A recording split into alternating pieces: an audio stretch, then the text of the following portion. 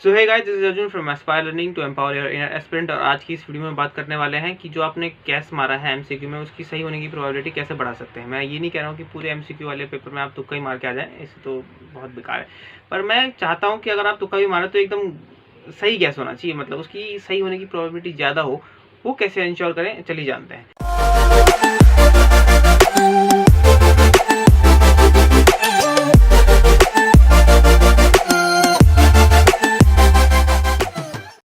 तो पहला जो ट्रिक या मेथड बोलो आप, वो है एलिमिनेशन मेथड। ये सबको पता होता है, तब भी मैं एक बार बताना चाहूँगा सही तरीका क्या है। अगर आपको उन चार ऑप्शनों में से सही ऑप्शन नहीं मिल रहा है, तो हम क्या करेंगे, उन 3 गलत ऑप्शन को ढूंढेंगे, तो बचा हुआ जो होगा वही अपना सही ऑप्शन होगा। जैसे ही मैथमेटिक्स के एग्जांपल से समझाया जा सकता है। कैसे, अगर एक प्लेन दे रखा है और एक लाइन दे रखी है, इंटरसेक्शन पूछा हुआ है, पर 4 ऑप्शन दे रखे हैं अपने को, तो हम क्या करेंगे, लाइन पहला तरीका क्या है, पहला तरीका ये है, लाइन और प्लेन को सॉल्व करो, उसके बाद पॉइंट निकालो, थोड़ा लंबा तरीका है।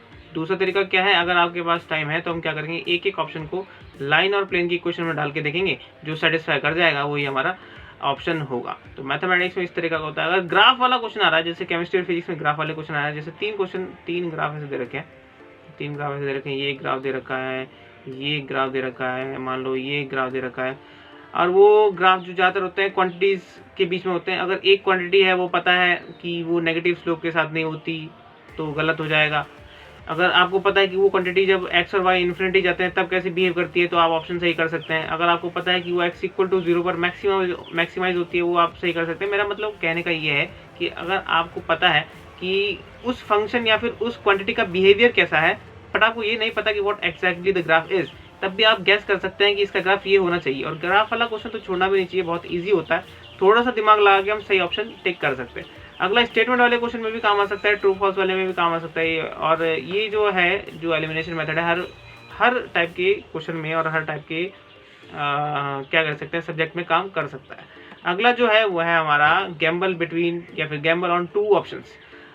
एलिमिनेशन का ही थोड़ा सा एक्सटेंशन है। कैसे है, जैसे आपने एलिमिनेशन करा और आपके 2 ऑप्शन एलिमिनेट हो गए, अभी भी 2 ऑप्शन बचे हुए हैं, तो उनके साथ कैसे करना है। अब ये सब्जेक्ट टू सब्जेक्ट वेरी करता है कि ऑप्शन कैसे चूज करना है। आपको उस सब्जेक्ट की थोड़ी सी नॉलेज होनी चाहिए और क्वेश्चन का थोड़ा सा आइडिया भी होना चाहिए, पूछ क्या रहा है। फिर हम क्या करेंगे, उन 2 ऑप्शन के लिए भी कंडीशन चेक करेंगे। क्वेश्चन में होना तो एक ही ऑप्शन सही है, तो उसके हिसाब से क्वेश्चन को थॉरली पढ़िए और चूज कीजिए कि क्या ऑप्शन सही हो सकता है, तो उसके हिसाब से हम अपना आंसर चूज करेंगे। पर एकदम जंगली गैस नहीं मारना है, मतलब वाइल्ड गैस नहीं मारा, अक्कड़ बक्कड़ करा, ये ऑप्शन सही लग रहा है तो टिक मार दिया, तो ऐसे तो नहीं करना है। तो गैम्बल ऑन 2 ऑप्शन में बस यही था कि जो आप 2 ऑप्शन बचे हैं उनमें तो थोड़ा दिमाग लगाना पड़ेगा, थोड़ा टाइम देना पड़ेगा, ऑप्शन सही हो सकता है, थोड़ा रुक के करना पड़ेगा। अगला है आपका try to find out the thought process of examiner करते क्या है ज़्यादातर, ये थोड़ा सा समझ लेना। करना क्या है, जैसे कई बार क्वेश्चन में 2 चीज़ें एक साथ पूछी होती है। जैसे मैथमेटिक्स में एग्जाम्पल लेते हैं, एक फंक्शन है, उसका किसी स्पेसिफिक पॉइंट पे स्लोप पूछा हुआ है और किसी स्पेसिफिक पॉइंट पे आपका मैक्सिमा या मिनिमा पूछा हुआ है। तो 2 ऑप्शन दे रखे हैं। जो पहले क्वेश्चन को देखें, इस टाइप का अगर ऑप्शन आया है, तो जैसे 2,3, 6,7 ऐसे ऑप्शन दे रखे हैं।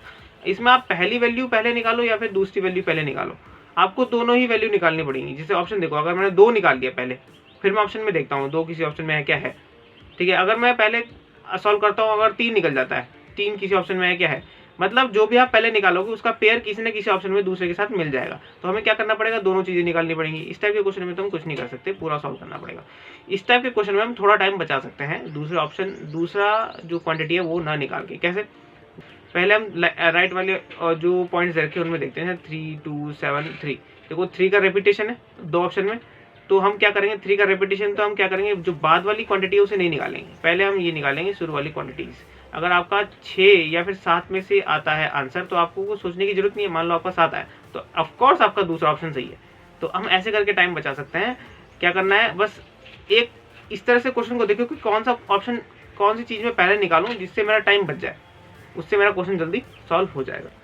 तो अगला जो है वो है hit and trial. Hit and trial में क्या है, अपनी तरफ से कुछ वैल्यूज रखनी है, उसके बाद क्वेश्चन को सॉल्व करना है। मतलब जैसे कोई फंक्शन दे रखा है, फंक्शन है एक्स का और वाई का, तो एक्स की वैल्यू अपनी तरफ से अज्यूम कर लो, एक्स की वैल्यू मान लो मैं इस फंक्शन के लिए 0 मान के चलता हूँ और वाई की वैल्यू वाई के लिए सॉल्व किया, ठीक है। मतलब एक वैल्यू अपनी तरफ से मानी और एक वैल्यू हमने दे रखी है, तो सॉल्व होने के चांस, मतलब वो फंक्शन क्या हो जाएगा, थोड़ा सा अगर एक्स की वैल्यू हम 0 डाल देंगे थोड़ा सा मिनिमाइज हो जाएगा, मतलब छोटा हो जाएगा, आसान हो जाएगा सॉल्व करने के लिए। जब उसे सॉल्व करेंगे फिर ऑप्शन के हिसाब से चेक कर लो, है ना। अपनी तरफ से कुछ वैल्यू रखी दूसरी क्वांटिटी को और उसको सॉल्व किया और आगे प्रोसीड कर दिया, ऑप्शन मिला लिए। ये ट्रिग्नोमेट्री में भी काम करेगा। जैसे ट्रिग्नोमेट्री में कोई फंक्शन दे रखा है sine a plus sine b plus sine c, ऐसा कुछ दे रखा है, ठीक है, ऐसा कुछ दे रखा है। और ए बी सी की भी कुछ कंडीशन दे रखी है, जैसे ए प्लस बी प्लस सी, ठीक है, इक्वल टू पाई दे रखा है, ठीक है। और इसकी वैल्यू हमें पूछी है, ए प्लस बी प्लस सी पाई दे रखा है और इसकी वैल्यू पूछी है। इसमें करना क्या है,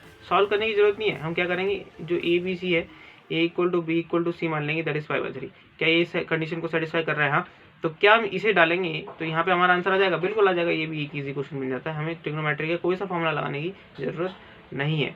फाइंडिंग वैल्यू क्वेश्चन और पॉइंट्स वगैरह निकालने के लिए भी, जैसे ये पॉइंट्स की बात हम कर रहे हैं कोऑर्डिनेशन ज्योमेट्री में, और फाइंडिंग वैल्यू जो की है, वैल्यू डाल, मतलब अपनी तरफ से कुछ वैल्यू अज्यूम करके फंक्शन की वैल्यू निकालना, इस टाइप के क्वेश्चन में भी हम ये लगा सकते हैं।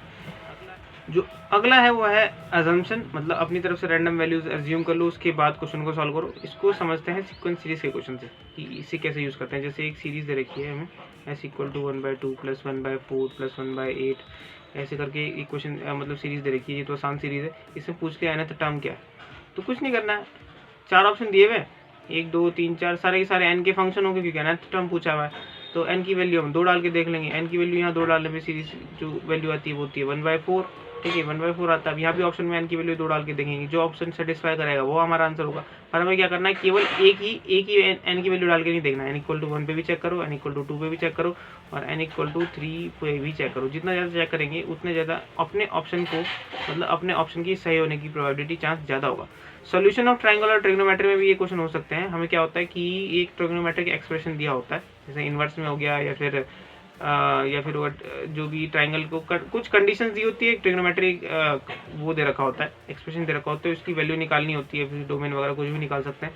तो हम क्या करेंगे, जो एंगल वगैरह दे रखे होते हैं, जैसे पिछले में बताया ए प्लस बी प्लस सी की वैल्यू कुछ दे रखी है या फिर ए बी सी कुछ दे रखा है, उसके हिसाब से हम अपने अप्रोप्रिएट एंगल चुनेंगे उस एक्सप्रेशन के लिए, उसमें डालेंगे, उसे सॉल्व करेंगे। और ये अप्रोप्रिएट एंगल अपनी तरफ से चुन सकते हैं ना, और ये सभी ए बी सी के लिए वैलिड है।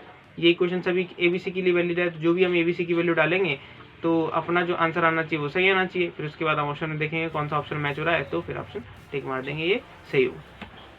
अगला है हमारा लॉजिकल एबिलिटी। लॉजिकल एबिलिटी ज़्यादा नहीं, अपना कॉमन सेंस लगाओ, बुद्धि और विवेक का यूज़ करो, तब जाके ऑप्शन सही हो जाएगा। जैसे हमने फिजिक्स में क्वेश्चन करा था एनालिसिस में, पोल पे वेट दे रखा था और इक्वेटर पे वेट पूछा हुआ था।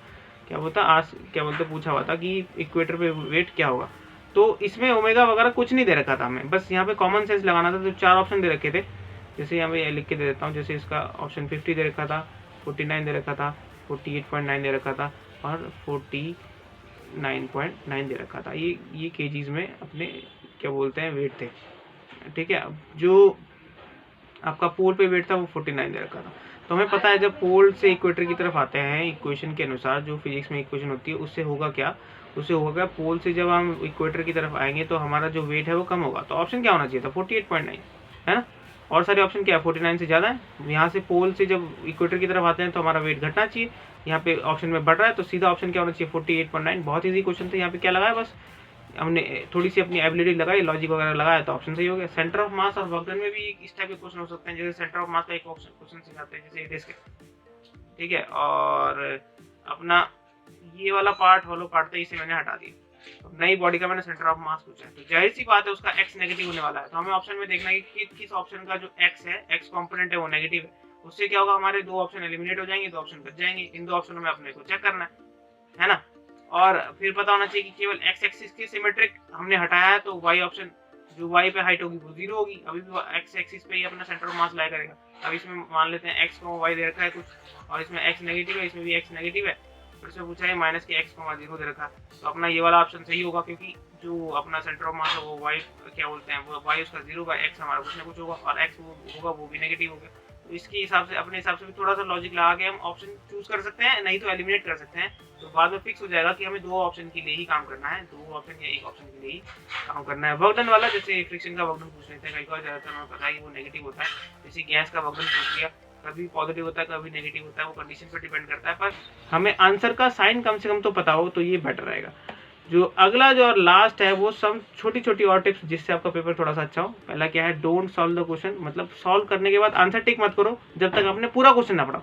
मतलब जैसे टेम्परेचर पूछा हुआ है किसी में, आपका आंसर आ रहा है 30, ठीक है। अब क्वेश्चन में पूछा था क्या बोलते हैं अपना आंसर केल्विन्स में देना है, आपने आंसर निकाला 30 डिग्री सेल्सियस, पहला ही ऑप्शन दे रखा था 30, आपने यूनिट नहीं देखी, आपने टिक मार दिया, ठीक है। तो करना क्या है, आप आंसर लगाने से पहले एक बार सारे ऑप्शन देख लेना है। सारे ऑप्शन देखने से क्या होगा, यहाँ पे 30 केल्विन लिखा होगा, यहाँ पे लिखा होगा 30 + 273 केल्विन, तो आपका थोड़ा सा दिमाग क्लिक करेगा ये 273 क्यों जोड़ रखा है, क्या पता केल्विन में पूछ रखा हो। फिर आप क्वेश्चन में जंप करेंगे, अच्छा हाँ ये केल्विन में पूछा हुआ था तो इसका आंसर ये वाला होना चाहिए, तो फिर आप आंसर निकालेंगे ना, तो आपके यहाँ +4 हो जाता।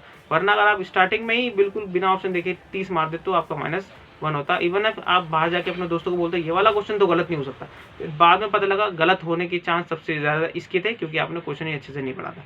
यूनिट में भी कभी कभार गलती हो जाती है ऐसी, जैसे सेंटीमीटर्स में आंसर पूछा हुआ है और आपने मीटर में दे दिया, ऐसी बहुत सी छोटी छोटी गलती हो सकती हैं। और वो ऑप्शन में करते क्या है, जैसे आपका आंसर 50 है ना और 50 ऑप्शन दे देंगे, मीटर लगा देंगे, आंसर सेंटीमीटर में था तो इसका आंसर क्या होना चाहिए था 500। आपका आंसर 50 आया, सॉल्व करने के बाद आप सीधा 50 देखेंगे और टिक मार देंगे, ये गलत है। पहला ऑप्शन और यूनिट भी देखो और पूछो कि मतलब देखो कि क्वेश्चन में क्या किस यूनिट में आंसर पूछा हुआ है।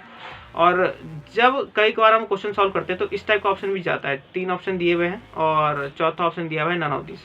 क्या दिया हुआ है, नन ऑफ दिस। तो ये मान के चलो कि नन ऑफ दिस ऑप्शन देके एनटी वालों ने हमारे लिए आसान कर दिया। अब हमें केवल 3 ऑप्शन की लड़ाई करनी है, नन ऑफ दिस आंसर होता ही नहीं है, बहुत कम चांस होते हैं कि नन ऑफ दिस हो। और हम कुछ लोग क्या करते हैं, मतलब जो कैंडिडेट्स होते हैं वो क्या करते हैं, 3 ऑप्शन थे यहाँ पे और 3 ऑप्शन में से उनकी कैलकुलेशन एरर या फिर लॉजिकल या कॉन्सेप्चुअल एरर की वजह से इन तीनों में से कोई ऑप्शन नहीं बनता, तो वो नन ऑफ दिस आंसर मार देते हैं। तो ये याद रखो भाई, नन ऑफ दिस ऑप्शन होने की बहुत कम चांस है, मतलब जो चांस है, जैसे अगर आपने 10 क्वेश्चन लिए उनमें से एक ही क्वेश्चन होगा जिसका आंसर नन ऑफ दिस होगा, वो भी सही, ये भी होने की चांस बहुत कम है, ठीक है। तो नन ऑफ दिस ऑप्शन मार रहा ही नहीं, और मान के चलना कि आप नन ऑफ दिस ऑप्शन दे दिया ना, तो इसका मतलब हमें केवल 3 ऑप्शन दिए हैं, इन्हीं 3 ऑप्शन में से हमें करना है। इसका मतलब एनटीए ने ऑलरेडी एक ऑप्शन एलिमिनेट करके दिया है हमें, तो हमें नन ऑफ दिस ऑप्शन नहीं मारना है। 3 ऑप्शन है उन्हीं में से करना है और बहुत कम चांस होते हैं कि वो नन ऑफ दिस वाला ऑप्शन सही हो। अगला क्या है, एटलीस्ट हमें पूरा पेपर एक बार पढ़ लेना है। इससे फायदा क्या होगा, हमें पेपर में किसी को बताना नहीं है कि मैंने टफ क्वेश्चन किया है, हमें केवल ज़्यादा क्वेश्चन सॉल्व करने हैं और सही क्वेश्चन सॉल्व कर रहे हैं। तो क्वेश्चन में 75 मतलब पेपर में 75 क्वेश्चन सॉल्व करने हैं, पर आते 90 है ना, तो 90 के 90 में एक बार जाके देखो, 90 में 90 जाके देखो, उनमें से पता लगेगा कि कौन सा उन 90 में से उन 75 को चूज़ करना है जो अपना आसान है। आसान से आसान क्वेश्चन चुनो और उसको जल्दी जल्दी सॉल्व करो और अपने +4 सिक्योर करो। तो हमें पेपर को एटलीस्ट एक बार देख लेना है। जो करना क्या है, स्टार्टिंग के 2 घंटे में आपका पूरा पेपर एक बार हो जाना चाहिए, आप किसी भी मेथड से जाएं, पर स्टार्टिंग के 2 घंटे में आपने पूरा पेपर देख लो, मतलब स्टार्टिंग के 2 घंटे में एक बार पूरा पेपर हो जाना चाहिए। इससे होगा क्या, बस दिमाग में रहेगा कि इन क्वेश्चनों को मैं बना सकता हूँ, इनके लिए मेरे को टाइम निकालना है फटाफट, और फटाफट जंप करा उन्हीं क्वेश्चन में, ज़्यादा इधर उधर देखा नहीं, सीधा जंप करा, क्वेश्चन को सॉल्व किया, इनमें से कोई सा मेथड लगाया, सॉल्व नहीं हो रहा तो टिक मारा, आगे बढ़े। तो ये हमारी तरफ से कुछ छोटी सी टिप्स थी, और तुक्के के बारे में जो हमने वीडियो के बारे में बोला था, अब ये वीडियो कंप्लीट हो गया है। इस वीडियो को देखकर आप ये नहीं कह सकते कि आप एकदम हारते हो जाएंगे तुक्का करने में और ऐसा तुक्का मारेंगे कि क्वेश्चन सही होना है, बिल्कुल नहीं, क्योंकि एनटीए वाले भी नहीं चाहते हैं कि जो एनटीए में कैंडिडेट जाए वो बिल्कुल तुक्का मार के जाए। तो ऑप्शन तो वो ऐसे करेंगे ही करेंगे। हमारा इस जो वीडियो का जो पर्पस था ये था कि आप क्वेश्चन को जल्दी और सही तरीके से सॉल्व कैसे करें। अगर आपको गैस मारना भी है तो एक स्मार्ट गैस होना चाहिए, ऐसे नहीं कि वाइल्ड गैस मार दिया, जंगली गैस मार दिया, बस अकड़ बकड़ करा और गैस मार दिया, तो ऐसा तो नहीं करना है। इस वीडियो का पर्पस ये था कि आपको थोड़ा सा बताया जाए कि अपना जो गैस मारा है आपने, उसकी सही होने की प्रोबेबिलिटी आप कैसे बढ़ा सकते हैं। तो इवन दो इसके लिए आपको थोड़ी सी सब्जेक्ट की नॉलेज होनी भी जरूरी है, तो पढ़ना तो जरूरी है। तो विद दैट बीइंग सेड इस वीडियो को रैप अप करते हैं यहाँ पर, और अगर आपको कोई क्वेरीज है तो कमेंट में पूछ सकते हैं। इंस्टाग्राम में सोशल मीडिया को फॉलो करो, वहाँ पे भी आप डीएम कर सकते हैं। इस वीडियो को लाइक कर देना, शेयर कर देना, जगह में मोहल्ले में आग लगा दो भाई, चैनल खुल चुका है हमारा। और ऐसी इन्फॉर्मेटिव वीडियो के साथ हम दोबारा मिलेंगे। Thanks for watching.